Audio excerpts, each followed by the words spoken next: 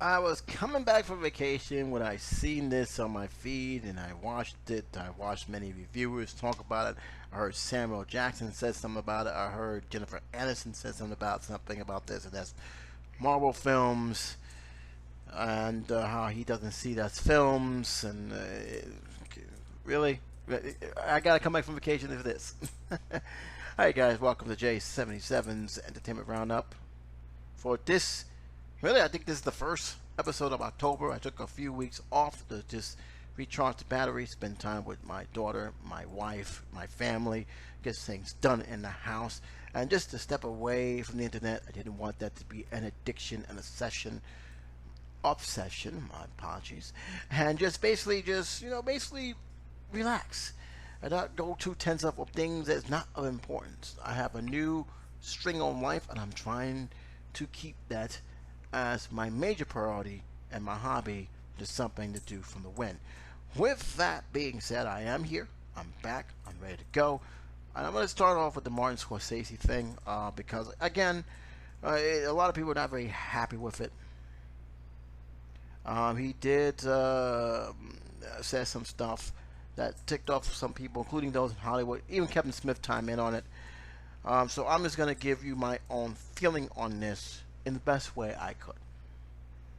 First, let's just get to what the meaning of art is.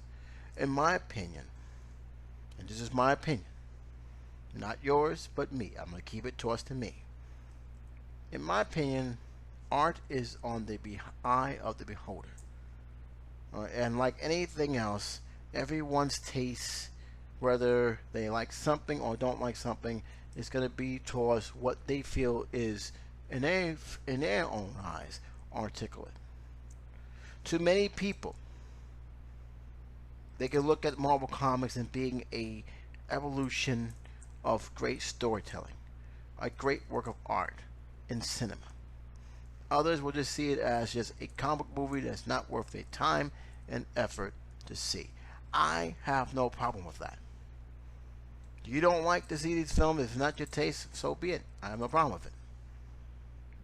Alright, I'm like the same way. Not every film is going to please me. I have to come into each film that I review, whether it's flashback or standard, with the possibility that the film that I'm going to talk about, I'm not going to probably always like, but I know there's out there that people will love and will put it in a higher pedestal. Prime example, I do not like The Room. I think The Room is a waste of negative.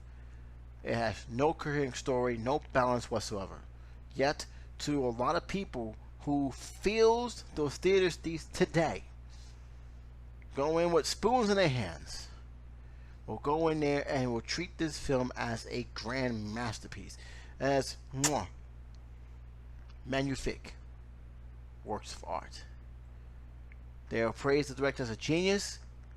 They'll shake his hand, ask for his autograph, say you did a great job with this movie. And that's fine. It is not my job, as a person who reviews movies itself, it's not my job to tell you that you're an idiot for liking something that I don't like, that you're a fool for liking this film. I would never say, hey, don't watch this film because it's stupid, because I know that a movie is like a work of art. And just because I didn't like that art form that was presented in the big screen, there's someone out there who will find some good in this film or in anything that they deem work of art. And that's another thing. It's not tied down to one medium. A cup with some water with a flower could be deemed a work of art to somebody. They will treasure it. They'll keep it in that same spot untouched, or take a picture of it and they'll hang it up in their wall and say that's art. Another prime example is my daughter's beautiful picture that she wrote about her mom and me on the refrigerator. To a person who's just looking at it and is not having an emotional connection towards the family, will just look at it as sticks on a paper.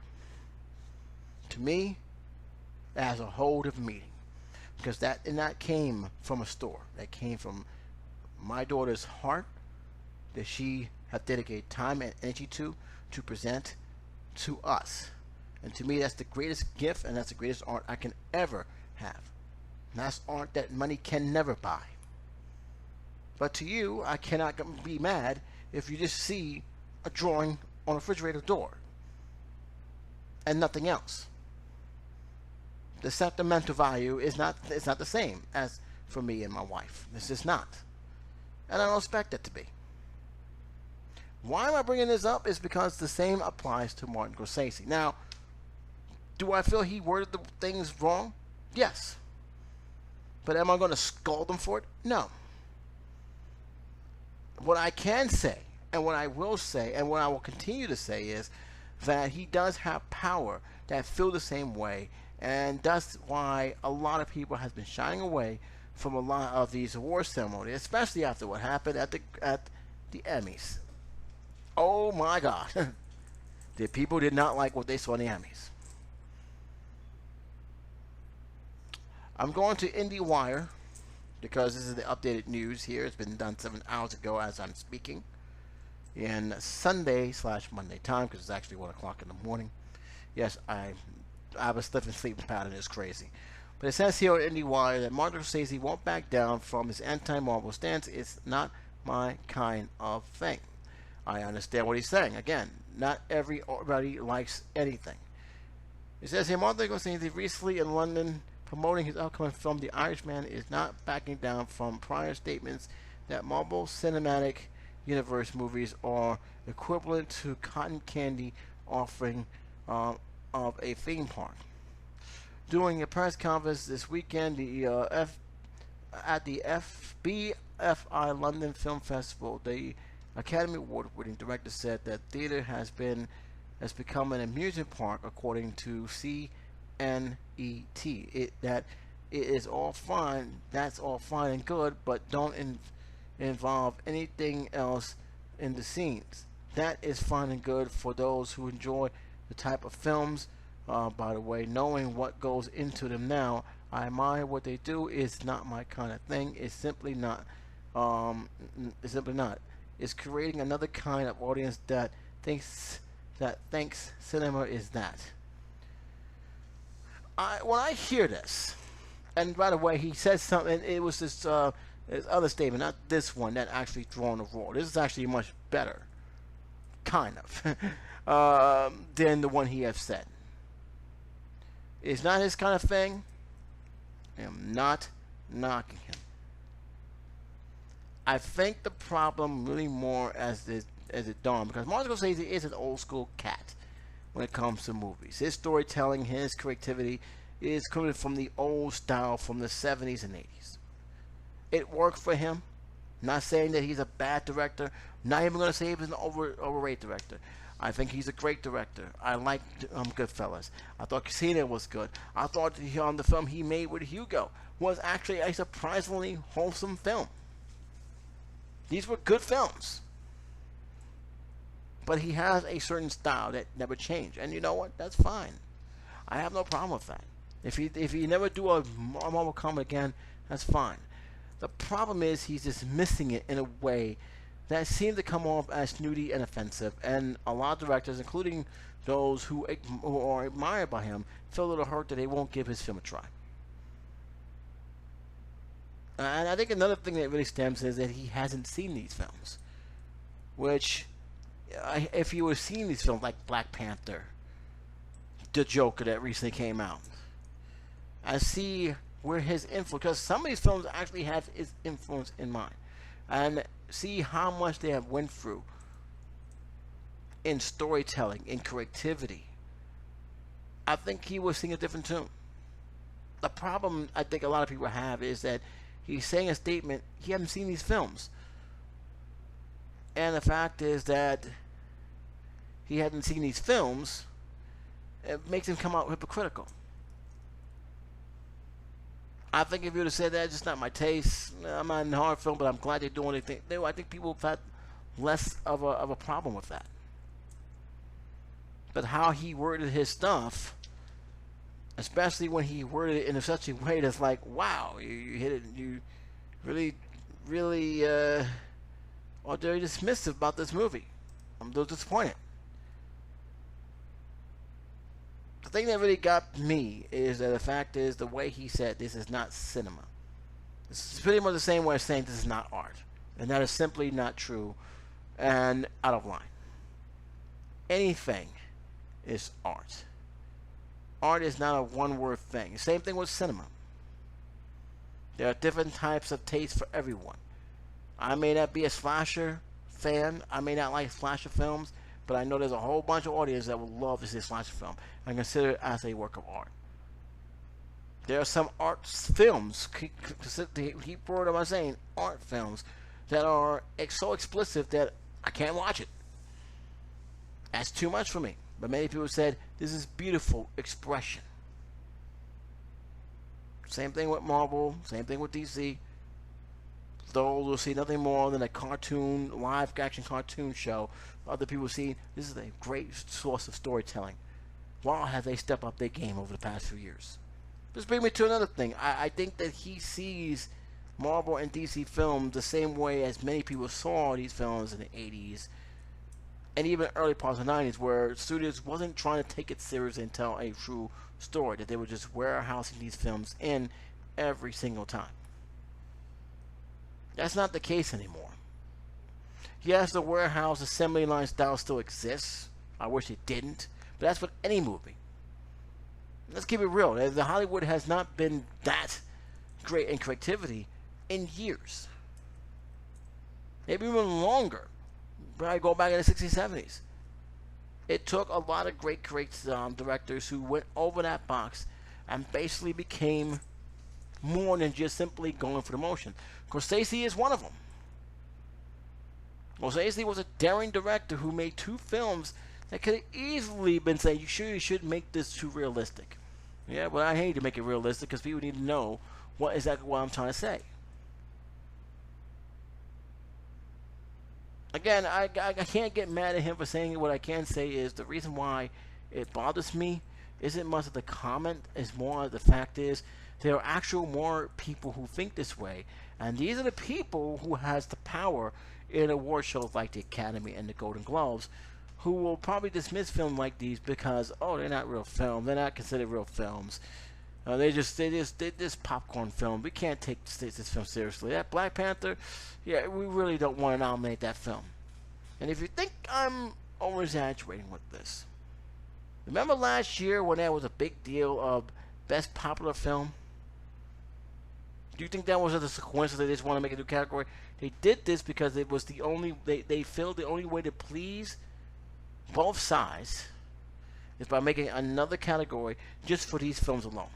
We really don't want to nominate these films for Best Picture, but you know what? We're going to hit the backlash if we just keep them off the list, because a lot of people just see these films.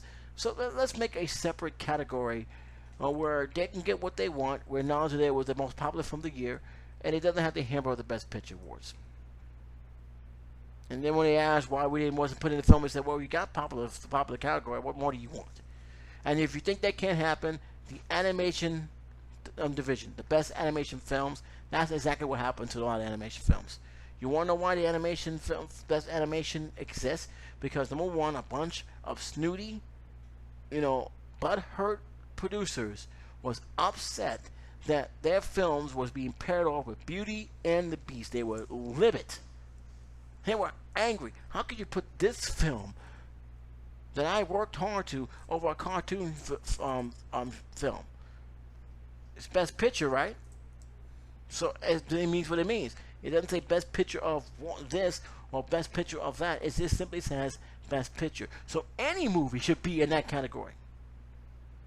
If the animation film had a great year and had great long reviews and is deemed the Best Picture, then it should be in there with the rest of the films that are deemed Best Pictures.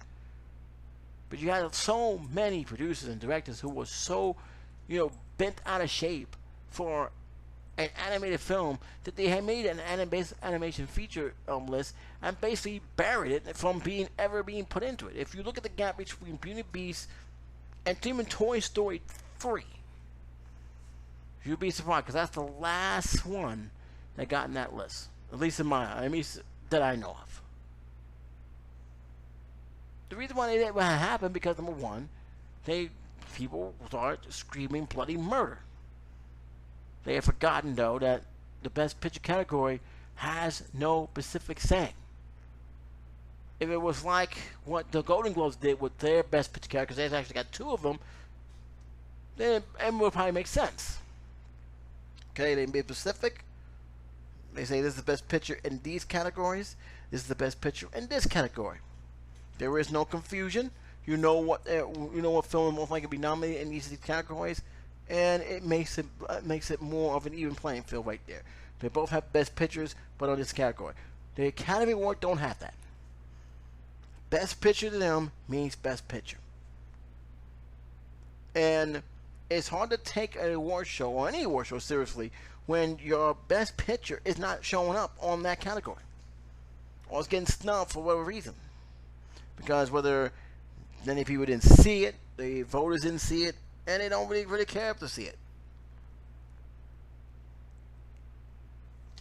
Those statements are very hurtful. If Avengers Endgame or Captain Marvel, I'm not saying they are, but if they're deemed worthy of being put in the Best Picture category, then popcorn film or not, they should be in the Best Picture category. Doesn't matter what these films are. And that's the whole thing. Again, I understand. Not everybody likes Marvel films. Not everybody likes DC films. Not everybody likes these action style films. But you know what? There's a lot of people who does. And if this film have gotten that much rave reviews by the critics, both with the reviewers as well as the audience, if the film has gotten that notoriety, why not? See, that's the concern I have with Martin Scorsese's statement, is that he seems to forget that there are more than other genres out there that people have a taste into. And I think Samuel Jackson said it best. You know, he made a respectful comment. It was good criticism. He wasn't as, overly wild, cursing out a storm. He said it best. He said that Martin Scorsese has an undetermined opinion, but not many people like Martin Scorsese's films. I'm sure many Italians don't appreciate how he portrays them in his movies. Everybody has an acquired taste. Everybody has a style. Not everybody's going to like what you do. But you just make films, and you hope for the best, and you hope you do the best of the job that you can. I think Samuel Jackson did a great job of responding to that. Better than Jennifer Aniston did, and I'll get to that in a minute. But needless to say,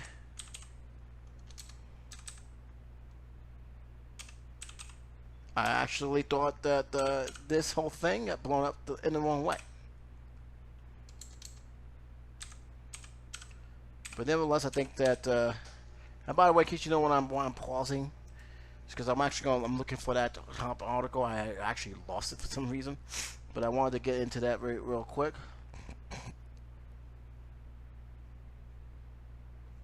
But I just want people to understand that, to me, Martin Scorsese is just one of many people who feel this way. Unfortunately, those people are also all in the committee of a lot of these war shows. Now, to the Academy Awards' credit, they are trying. I have to say that they are trying to fix the culture. But I do believe they still have a long way to go. They still have a long way to go. Now, I am deeply surprised that Jennifer Aniston was tuning into this situation, because again, I don't know what she was thinking when she did this. I think there was more heat on her than it is on Martin Scorsese. At least Martin Scorsese, he wasn't trying to be hurtful in any way, even though his words came out wrong. I don't think he was trying to be hurtful. I just think he was trying to say, it's just not my taste. That's fine. Jennifer Aniston, however, I don't know what she was thinking. He said, Jennifer Aniston on the big Marvel movies, I'm not interested in living in the green screen. Really? Jennifer Aniston feeling a bit nostalgic. In the new interview with Variety, the actress 50 opened up about focusing on her acting in television over film. She admits that she missed the industry's free. She misses an industry free of Marvel movies. It wasn't until the last couple of years ago when these streaming services were just short of exploding with this among with the qualities that I actually started to think, wow, that's better than what I just did. She said, of acting on the small screen, and then you are seeing what's available out there, and it's just diminishing and diminishing the terms of the big Marvel of it's a big Marvel movie. Anderson added, or the thing I'm not just asked to do, or really not interested in living in a green screen. Now, I'm gonna call it like it is, okay? Not everything is a green screen. Two, it's not easy acting on a green screen. There's a reason why people do not like CGI as much, because they can smell and see the BS that these actors are not really there. It doesn't seem authentic. It is very, very hard for an actor to do so. They have gotten better, but it's not that easy. She said in the past 2 years, Marvel has put out several movies with 6 more already announced for 2022. Okay, so what's the problem? The morning show, she reminisced on some of her favorite movies from the 70s and 80s, telling the outlet that there should be a resurgence of those type of films. What films are you talking about? First of all, let's be realistic here.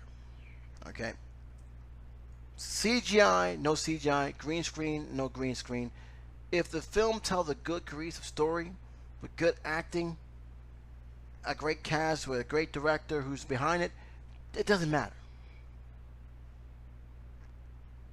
I'm hearing 60s, 70s, but I'm hearing also the fact that she seems a little bitter because, number one, she is not as popular as she once were when she started films.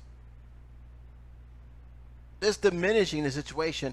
There were films that she was in that many people won't consider that great. There's a few films I actually liked her in. I liked her in Liar Liar. I actually liked her in Along Came Polly. Those are the 2 films I actually liked her the most in there. Other than films I didn't care about. I didn't watch Friends. Sorry. I just didn't. Alright. She also goes on, it's changed so much. I think we should love to have an era of Meg Ryan comes back. Anderson said of the movie industry, I just think that it would be nice to go into movie theaters, sit cozy, and think we should have a resurgence. Let's get the term of endearment back out there. You know, Heavens Can Wait, Young Frankenstein, Blazing Saddle, Goodbye Girl. Okay, I have no problem with what she's saying in terms of these films. They're decent films. I love Term Endearment. Young Frankenstein is one of my favorite films. Blazing Saddle was a risque film, but I enjoyed everything else. But this is a new generation. Okay? Nobody's saying you can't go back. Just rent the film, watch it, send it home, you're good. But this is a new generation. You can't tell a person who didn't grow up in that era to go back an era that has been outdated for years. Filmmaking was different back then. Storytelling was different back then. This is the year 2019 going on 2020.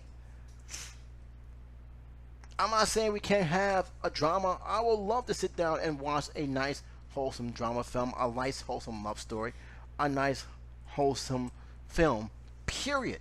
Doesn't matter what kind of film it is. The film is good, and I enjoyed it. It did its job. But to act like that Marvel has diminished the movie experience, really? Is it really Marvel, or is it you that you have not been in a film for a couple of years? I don't remember the last film you've been in. Now, if you got a new TV show, that's great. I ain't gonna knock it. I'm not knocking it, but come on.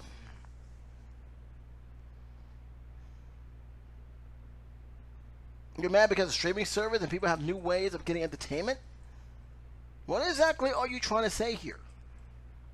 It says here, although streaming services have helped create new opportunities for actors, such as her new upcoming series, The Morning Show, she remembers being taken aback by the concept of it. Why? Listen, the streaming service is not going to be a perfect system. I understand that. But if it benefits you instead of hurting you, why would you be taken aback about it? Look what's going on with Adam Sandler. He has a resurgence of his career thanks to the streaming service of Netflix and the money he's getting out to get the movies. Whether you like these films or not, it's not relevant. He's still working. Eddie Murphy's also going through a resurgence, starting with Dolomite Is My Name. Going to be a Netflix. You have TV series coming out on these services. Why would you be taken aback by it? I honestly don't know what she's coming with. And what the hell does this have to do with Marvel? The article continues, because I might as well just finish this up. I remember not understanding what the hell does streaming means. Look it up.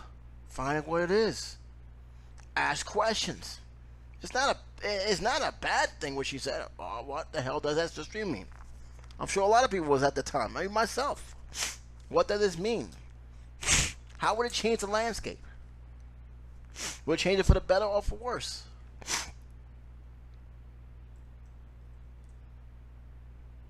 She also goes on to say they're like it's there all the time, she recalled. So turning in on Thursday nights at 8 o'clock is not a thing anymore.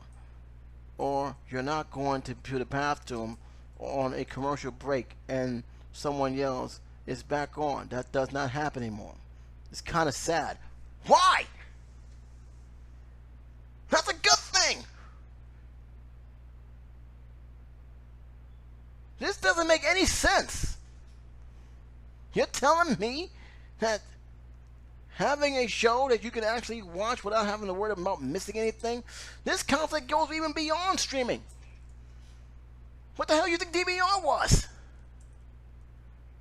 You can pause live shows, go use the restroom because it's already pre-recorded. You can go back, watch it, and not have to worry about it. That's why DVR still exists today. Forget streaming. Why is this so bad?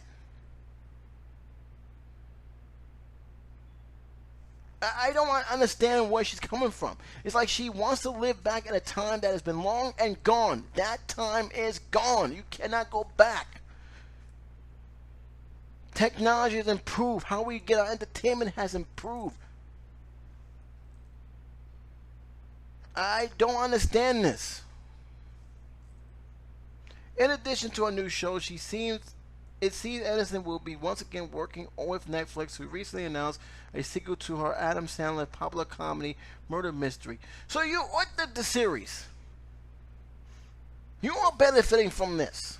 You have been benefiting from this. What's the problem?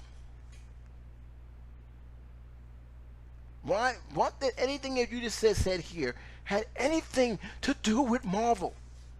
Marvel is a studio that's making movies. Do they do a assembly line when they do these movies? Yes. But so is half the studios have been doing this lately.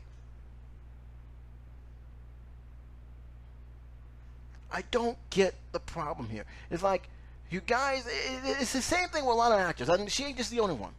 But here you have a new way of making money. And yet, even though you are benefiting from this new wave of technology, you're still complaining about it as if it's a bad thing. Why? I'm going to repeat what I just said in one of these paragraphs. I remember not understanding what the hell does that mean.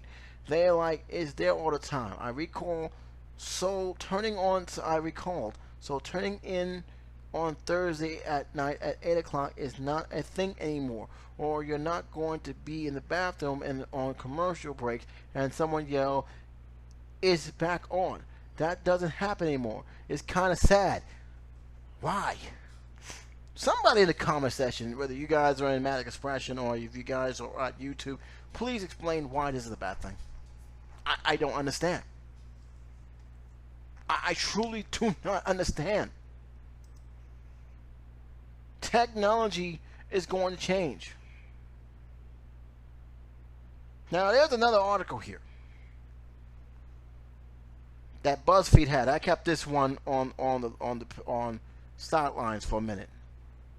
But it says here that Jennifer Aniston dragged Marvel movies, and now people are dragging her back. He said in an interview, she opened up about returning to TV rather than making movies. That's what it says here. It wasn't until the last couple of years when these streaming service was just, so I just read that as well.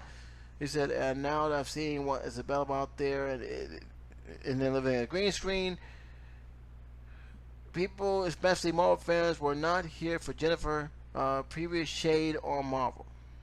And a lot of people are right. In other words, they are dragging Jennifer out for saying that even brought up her track record of films. So this is what happens. You talk about something that, one, makes no sense. Now you got people dragging your record on how much these films that you have done and how great a critical acclaim there has been. One Twitter account user, by the name of Hannah Ina Flint, I want to say that because it's actually kind of funny that they actually screen cap it, so it's on BuzzFeed if you want it. I can accept Martin Scorsese's criticism of Marvel movies, but Jennifer Aniston saying that it's diminishing cinema. Really, sis? What movie with your movie record? And she looks at it, and I wish this was bigger. Oh wait, I can click it on there, and it actually gives me right straight to the actual place that it's actually having. So I'm just waiting for Twitter to feed. And here we go. Derailed. That's a 21% on Rotten Tomatoes. Movie 101. Along Came Polly. I like Along Came Polly. Let's get that clear. I actually thought Along Came Polly was kind of fun. It only has 26% on Rotten Tomatoes. Still like it. Bruce Almighty, a little high, 48%. I actually enjoy Bruce Almighty. I forgot, and we also have one on the list, 59%. Actually, one of our higher ones. Horrible Bosses, 69%. Just Go With It, 19%. We also have The Bounty Hunter, 12%. Love Happens, 17%. Management, 43%. Mother's Day, 6%. I think that's the worst one. The Iron Giant. Signature did not have any points there. She's Funny That Way. You get the picture. They're not that good. Now, these are critics. Our fans may think of our films as the critical darling. Like I said, the gap between what the critics likes and what the movie goes likes are so different. But I get what she's trying to say. Martin Scorsese, as much as I disagree with his stuff, at least he makes quality films. At least he has the power to back it up when he makes these films. So I know his taste in movies. If you watch his films, there's a style that always shows up in his films. Jennifer Aniston's record in making movies is just, I don't understand. Again, you gotta be careful what you say. Diminishing. If you ask most of these people, the only thing that's diminishing is your film's credit. That's exactly what this lady was saying. And a lot of people was calling out for it. And rightfully so. Jennifer Aniston, who has starred in multiple Adam Sandler films, is now complaining about Marvel movies ruining cinema. Another one comes up. These are all Twitters. They're bringing up a good point. I take 30 Marvel movies over any Jennifer Aniston films. Another one said, The Independent said, Jennifer Aniston, the film industry is diminishing. It's just big Marvel movies. Independent CEO of UK Arts and Entertainment. It says here another one. This is okay. The O'Rourke fan account. It says Jennifer Aniston's highest grossing film is Bruce Almighty, and be mad at Marvel movie 2. It continues, and that's not because Jennifer Aniston was in it. That was because number one, Jim Carrey was in it, which is another reason why you need to be careful what you say here. Marvel and comic book movies are the biggest thing going, so I don't care if somebody put the F-bomb there on the genre. Doesn't need protection. But LOL, does Jennifer Aniston actually believe that she's an artist and that 90% of her theater output isn't forgettable trash. Again, let me just repeat this very carefully. Art is the eye of the beholder. Period. It's the best way I can say it. That's the only way I'm gonna say it. So again, you may not like it. Somebody else would consider the art form. I'm leaving it at that. That is not at that. Another argument came into the situation. Jennifer Aniston said Marvel movies are diminishing the movie's experience, but the last movie I saw her in was terrible. Adam Sandler movie on Netflix. See again. Somebody put a Marvel movie exists. Then put Alex Jones in there. I don't want to play what Alex Jones said because I'm not a fan of his. Jennifer Aniston, Burr, you're squeezing a little too tight. Burr, under your teeth. You're going to keep your mouth shut and not bad mouth Marvel again. Maybe I'll let you keep your arms. I wouldn't go making no threats like that. That's just uncalled for. I don't defend that at all. Me defending Jennifer Aniston against Angelina Jolie stand in the comics and every handling about my opinion strains in the comments of every headline about her opinion on Marvel. And there's a video there. It says Jennifer Aniston officially aboard the least Marvel movie train, comic book comics Marvel of 2019. Jennifer Aniston is always right. That's being sarcastic. I grew up reading Marvel comics, and I agree with Jennifer Aniston that the movie are shit, and there are too many of them, very much. So somebody does agree. 1 out of 7. So like I said, they're all fans gonna defend her.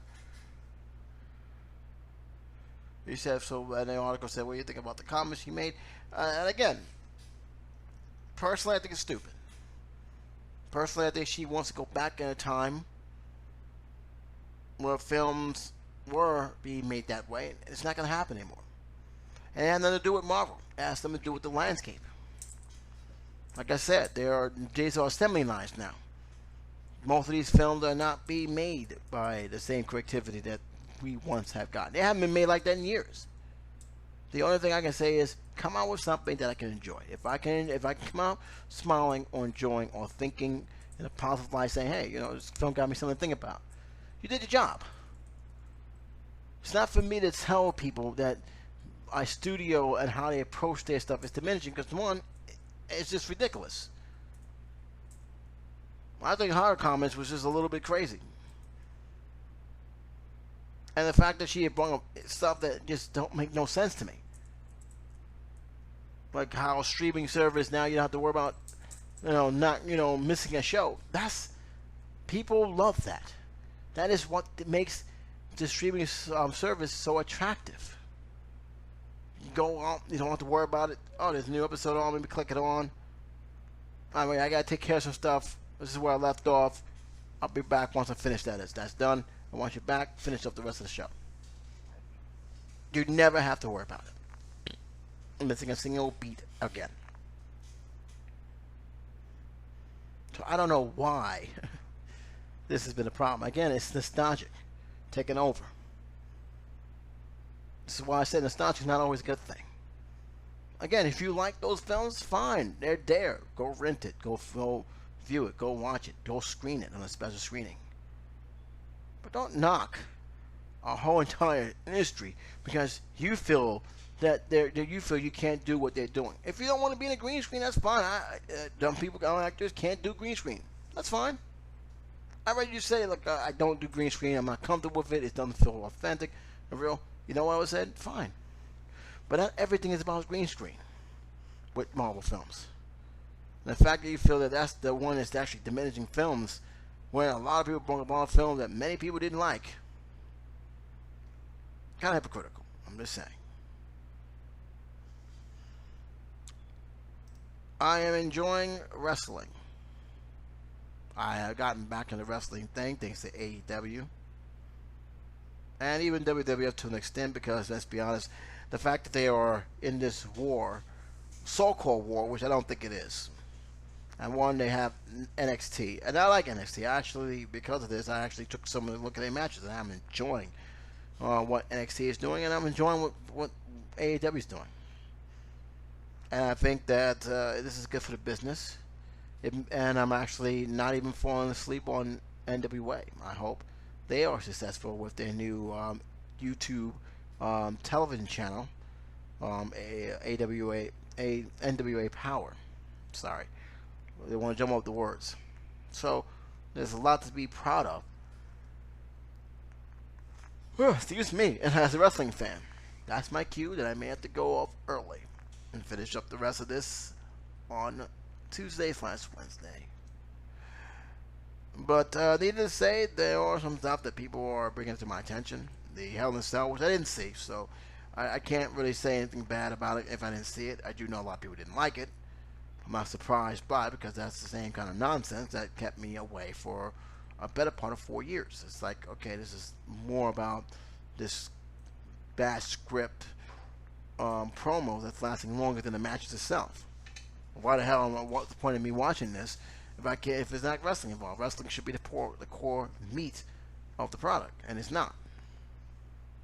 Nothing I notice is they seem to move away from their actual talent that actually built their wrestling organization in favor of high-profile names, nostalgia, and as a result of this, I think that, and I've been watching and been monitoring how they was going to handle Hell in a Cell. And let me tell you something. Anytime we don't actually promote Hell in a Cell in the way they're supposed to and only do 4 matches, that's a problem. That's a huge problem. And it really goes in my opinion, and I'm glad that at least AEW is smart enough to realize that, hey, having these pay-per-views like that is not a good thing. I mean, they're still going to probably travel the road. They're still going to have people exercise that independent contract status, which is also one of the main attractions. But the one thing I felt that's hurting WWE, that may not hurt AEW as much as many people think it would, is that they have too many pay-per-views and they don't know how to tell a cohesive story to connect these pay-per-views. Hardly most of these story angles really didn't have angles at all. So hearing the story, how it went down, and even finding out the original ending, which is kind of even more hilarious, it's like, I'm not surprised. One guy is making the final decision, and if he chooses to rip up the script at the last minute, it's going to reflect it. And it has reflected it. Now, can they fix it? Of course they better. Because I don't care how much money they're getting from the other countries. I really don't care. If you don't have the product's grain ratings, they're going to dump you. Fox is one of those things that will do it. Fox has no patience for nonsense. So I hope Vince McMahon realized what relationship he got himself into. So I'm going to leave it at that because it's 43 minutes in and I really am tired.